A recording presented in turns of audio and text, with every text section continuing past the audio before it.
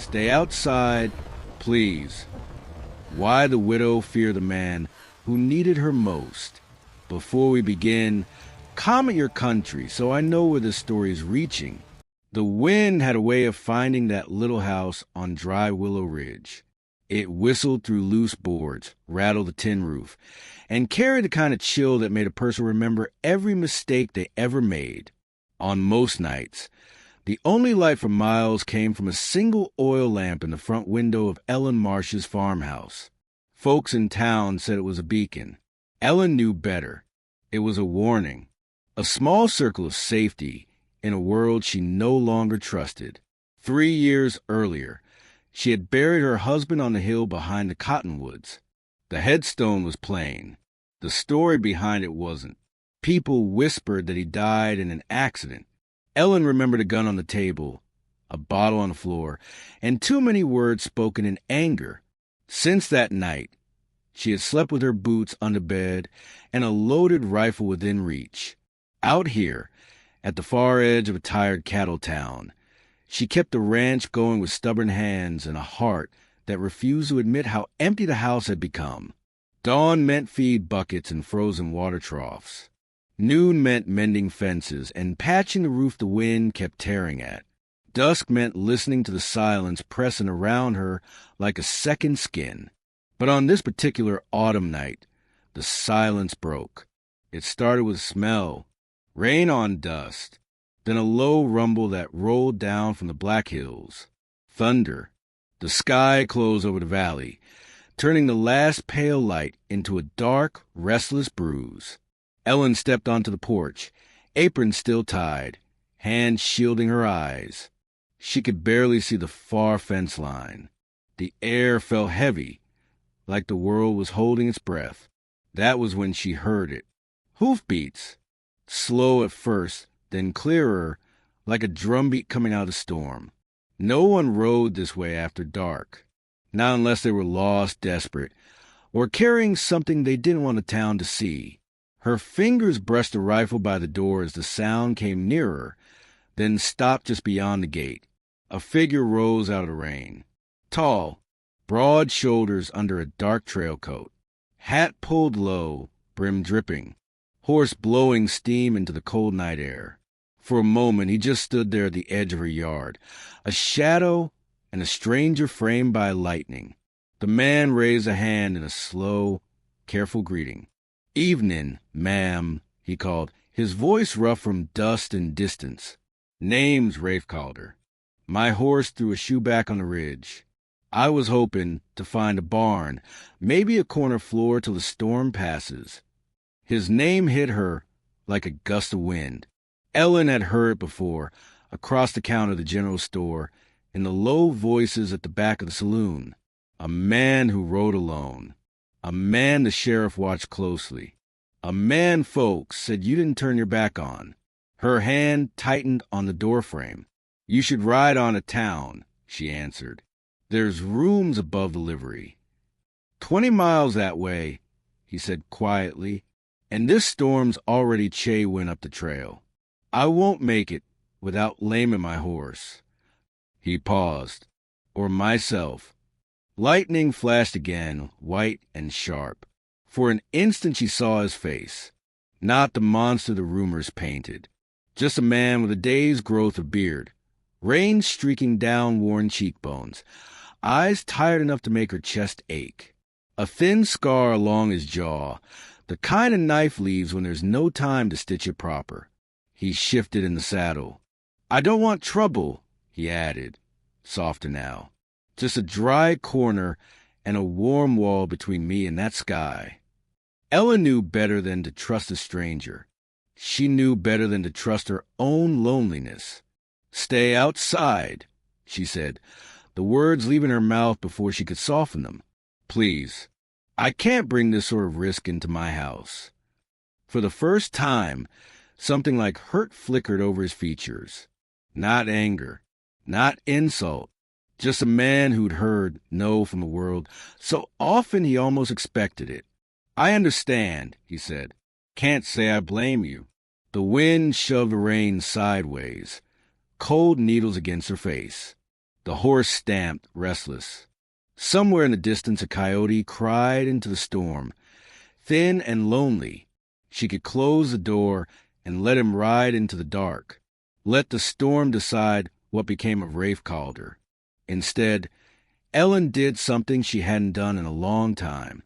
She listened to the small, stubborn part of herself that still believed in mercy.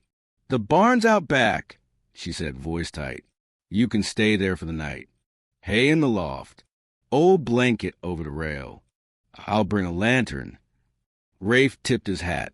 That brief, grateful nod of a man who knew the value of even a little kindness. "Barn will be more than enough," he replied. "Thank you, Mrs. Marsh," she said. "Ellen Marsh." As he led his horse toward the back, the storm swallowed him for a few seconds. Just a dark shape moving between flashes of light. Ellen grabbed a lantern from its hook, lit it with shaking fingers, and followed. Inside the barn, the smell of old hay and leather mixed with the damp air. Shadows leaned long over stall doors and harness hooks. The oil flame painted everything in soft gold, turning drifting dust into falling sparks. Rafe moved with the tired grace of a man, used to sleeping wherever the day ended. He checked his gelding's leg with careful, practiced hands. "Stone bruise," he murmured. "Lucky for both of us." "For both of us?" she asked. He glanced up. "If he hadn't stumbled, I have passed right by this place. Storm or no storm." Ellen swallowed. It was easier pretending this was just about shelter and weather, easier than admitting that the sound of another human voice in her barn felt like balm on a wound that hadn't closed in years. She set down a tin cup and a dented coffee pot on an upturned crate. "There's water in the barrel," she said. "I can heat some stew if you're hungry. But you sleep out here. Doors to the house stay locked." "Fair enough," he answered. "You don't owe me more than that." He said it like a man who was used to getting less. For a moment, neither of them spoke. Only the rain drummed on the roof, steady and relentless. Ellen watched him remove his hat, run a hand through dark, rain-flattened hair, and settle his back against the post. He looked bigger, without the distance of the yard between them. Real, solid, the kind of presence that made a room feel smaller and somehow less empty at the same time. "Why'd you come this far out at all?" she asked. "Most riders keep to the main road." He thought about that longer than she expected. "Sometimes the road you're supposed to take is the one where too many people know your name," he said finally. "I've had enough of that for a while." It was an answer that told her nothing and everything at once. Rumor said Rafe Calder had stood on the wrong side of a barroom argument that ended in blood, that he'd walked away when another man didn't, that some folks called it justice and others called it murder. The sheriff called it unfinished business. Ellen poured water into the coffee pot, listening to it slosh. "You running from the law?" she asked, keeping her voice even. "I'm riding away from trouble," he replied. "Law and trouble don't always wear the same boots." His eyes met hers, steady and searching. For a heartbeat, she felt pinned to the spot, not by fear, by recognition. She knew what it meant to carry a story the world would never hear straight. "We all have something we don't talk about," he added quietly. The word scraped too close to her own buried truth. A lamp knocked over, a shout that turned into a shove. Her husband's hand slipping on the bottle, the sickening crack at the edge of the hearth. The way she had stared at the sheriff later, voice calm and steady, and called it an accident. Ellen straightened, jaw tightening. "Eat your stew," she said. "Store will pass by morning. You can be on your way before anyone notices a strange horse on my land." "Is that what you want?" he asked. She almost said yes. The word sat on her tongue, heavy, but the storm growled outside, and inside the barn the air held a different kind of weight. Not danger exactly, not safety either. Something in between. A narrow bridge between two lives that had been running parallel in the dark. unaware they were heading for the same crossing. "You should rest," she said instead. "Long day ahead tomorrow." Ellen turned to leave, lantern swinging in her hand. At the door she paused, not looking back. Rafe called her. She said, "You keep to the barn tonight. No matter what you hear. No matter if the wind sounds like someone at the door." She felt his gaze on her back. "Are you expecting company?" he asked. "I'm expecting the pass to keep knocking," she answered. "And I don't plan to open for it." As she stepped out into the rain and pulled the barn door closed behind her, Ellen didn't know that this night was only the beginning. The storm outside might pass by morning. The storm that had just walked into her life was another matter entirely. Morning on dry Willow Ridge came gray and slow, as if the night wasn't quite ready to let go. Ellen woke to the old familiar creak of the house settling, the soft tick of cooling embers in the stove, and the faint ache in her hands that never really left. For a moment, she forgot there was a stranger in her barn. For a moment, she was just a widow again, getting through another day. Then she heard the low murmur of a man's voice. She froze, one hand on her boots. Through the thin wall, she could make out the gentle rhythm of words, quiet and steady.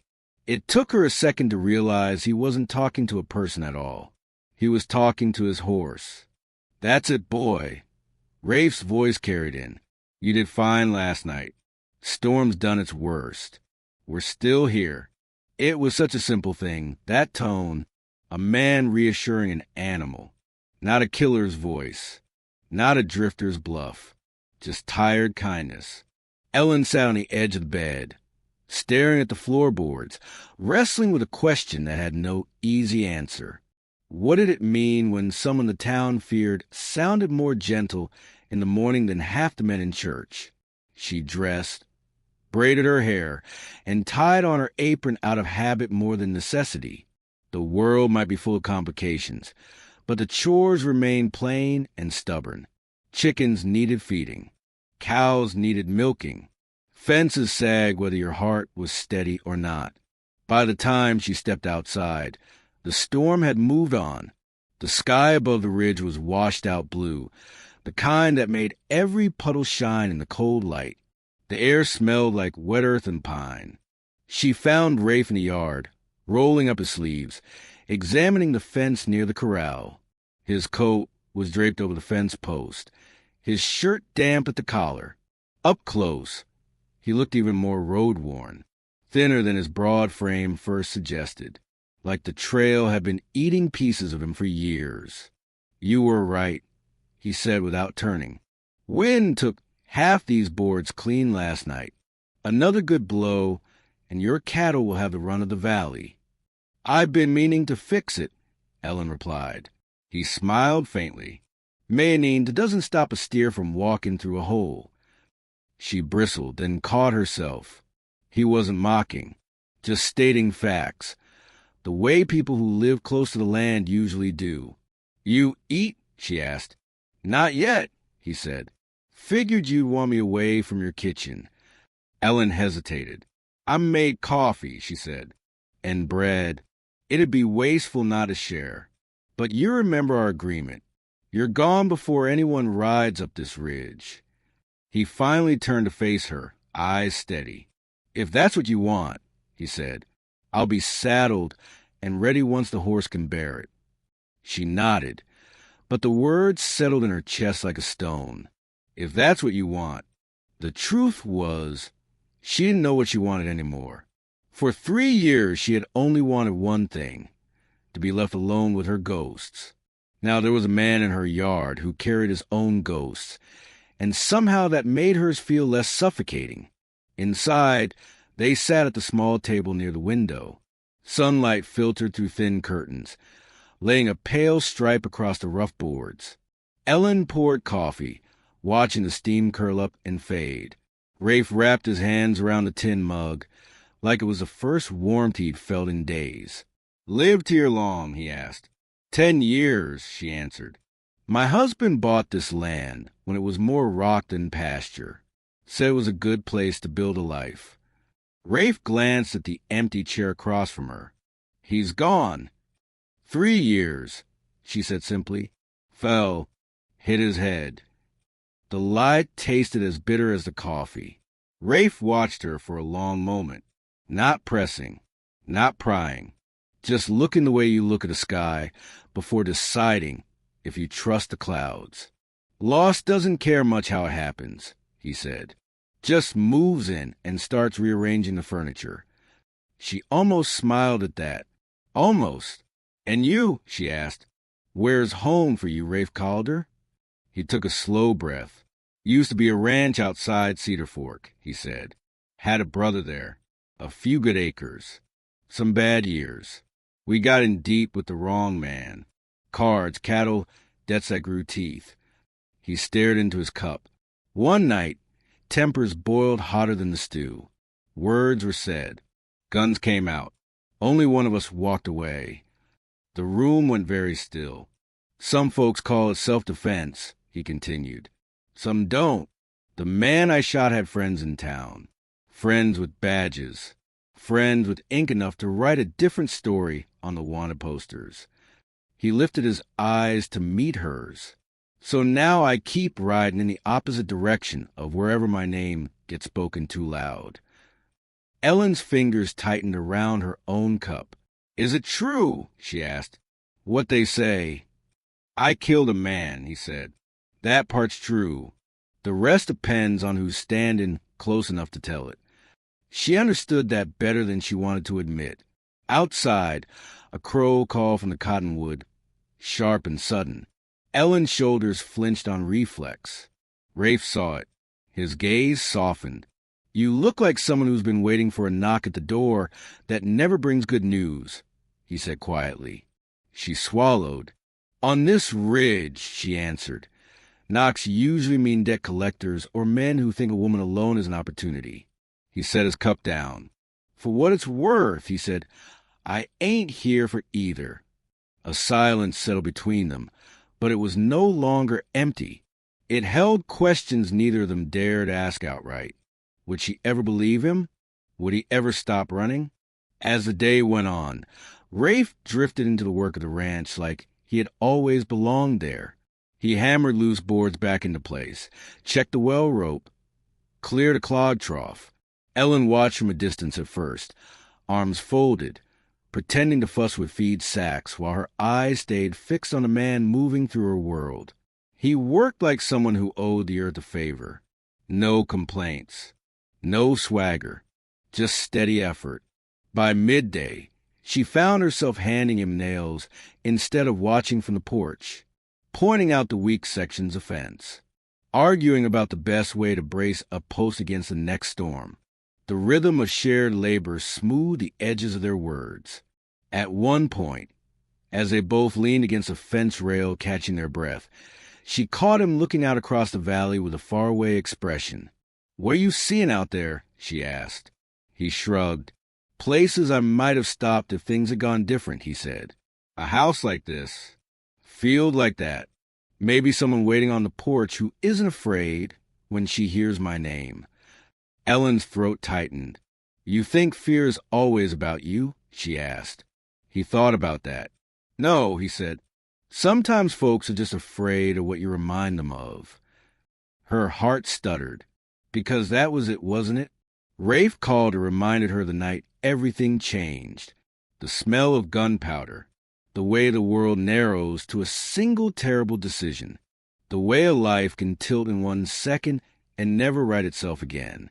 By late afternoon, the sky had cleared completely. Sunlight fell clean and sharp across dry Willow Ridge. From the high end of the property, you could see the road snaking from town like a narrow, dusty ribbon. That was where Ellen spotted the riders. 2 of them, moving with purpose.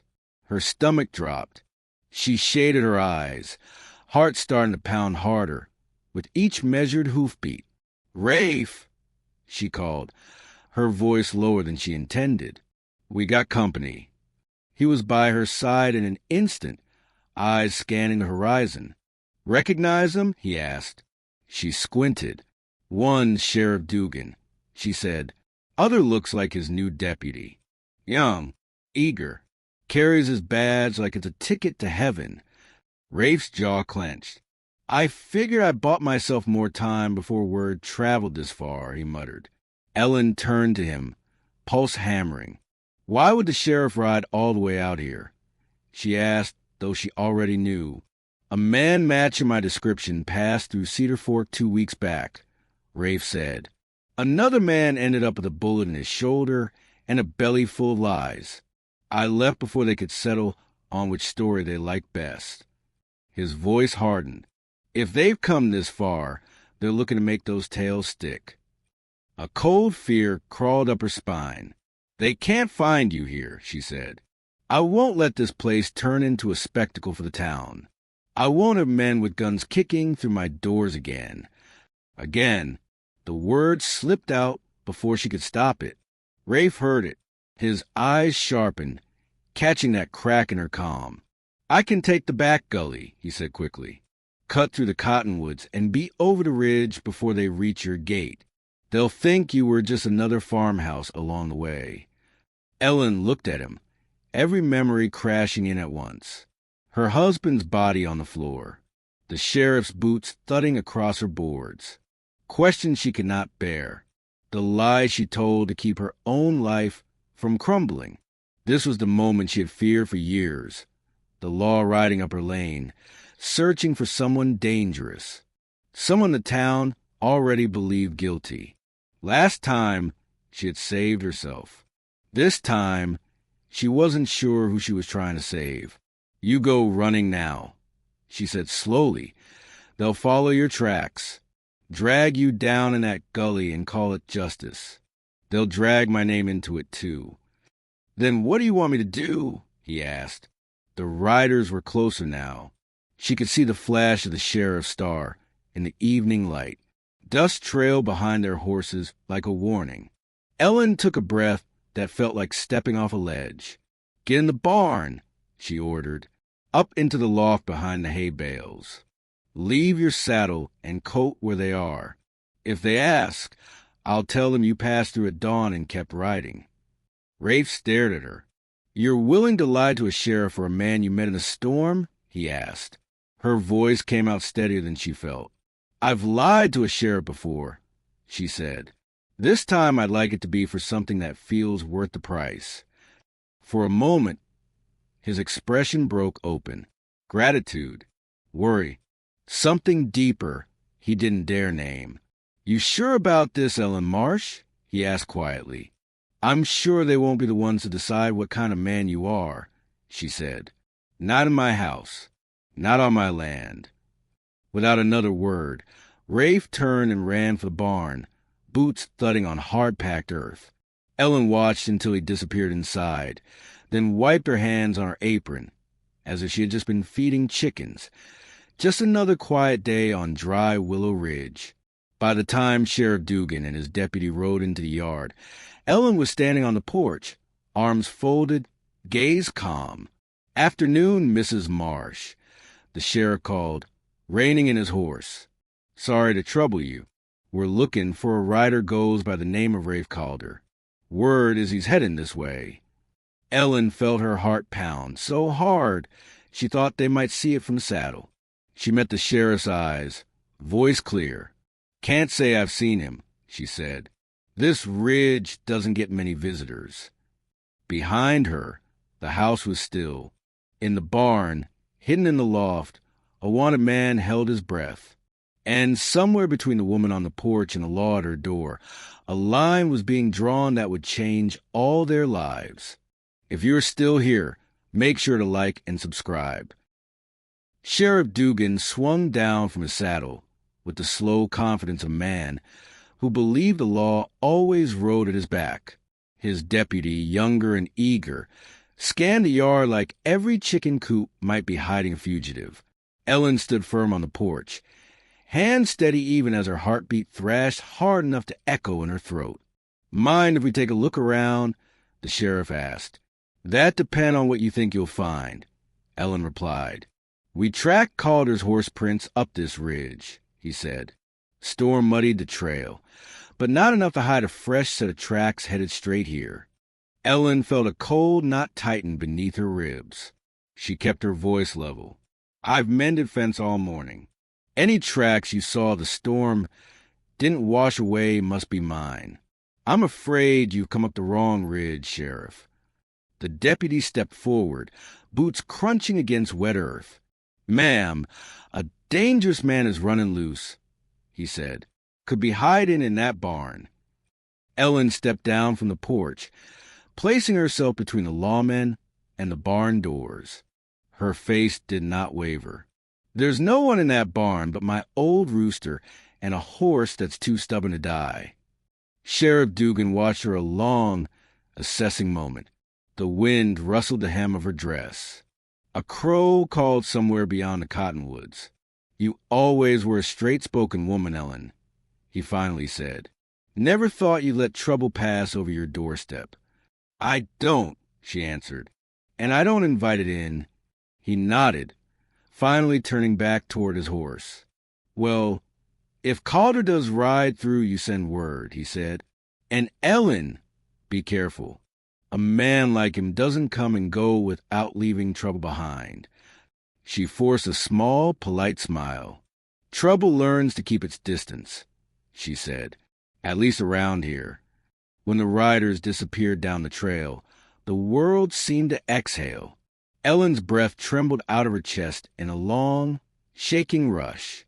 She waited until the dust cloud settled behind the hills before she walked to the barn.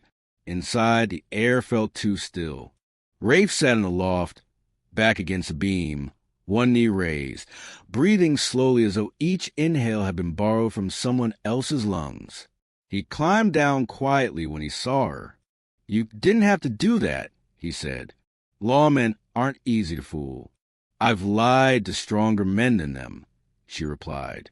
But you'd better tell me the truth now, Rafe. If I'm shielding you, I need more than half a story. Who are they chasing? A killer? Or a man who just happened to survive something he shouldn't have? Rafe looked at the ground a moment, jaw working. I didn't kill for anger, he said, or pride. I killed because another man drew first on me and my brother. My brother didn't make it. I did. And the man who died had friends with long memories and deep pockets. He lifted his eyes. But I'm tired of running, Ellen. I'm tired of leaving places before I learn the shape of a sunrise. I'm tired of waking up with no one who cares if I don't come back. Her chest tightened. The honesty in his voice was heavier than any weapon he carried. And what would you do? She asked quietly. If you stopped running? Rafe stepped closer, slowly, carefully, like a man approaching a scared horse. His voice dropped to a steadier, softer tone. I'd fix your fence, clear that pasture, mend that roof, maybe teach you how to hobble a horse without getting your skirt caught in the rope. Ellen inhaled sharply. You think I'd let a wanted man stay on my land? I think you already made your choice, he said, when you stood between me and the sheriff. She felt heat crawl up her throat, not embarrassment, something deeper, something she had buried the night her husband died, when she decided her heart wasn't hers to trust anymore. Rafe, she whispered, I don't know if I'm ready for someone else in this house. I'm not a skin for the house, he said, just a corner of your world, just enough room to prove I'm not the man those posters claim I am. She turned away, staring at the slant of sunlight across the barn floor. Her past had built walls so high she had long mistaken them for shelter. Maybe they had been, but now they felt like a cage. Outside, the valley stretched wide and open, washed clean from the night storm. The land she'd fought to keep alive stood waiting for whatever came next. You stay here, she said at last. Help with the winter chores. Keep your name quiet. If trouble comes, we face it together. Her breath shook. But you follow my rules under this roof. A slow smile broke across Rafe's tired face. I've worked under worse bosses. She gave a short, reluctant laugh. And one more thing, She added, "If I tell you to stay outside, you stay outside." He stepped close enough for his voice to drop low.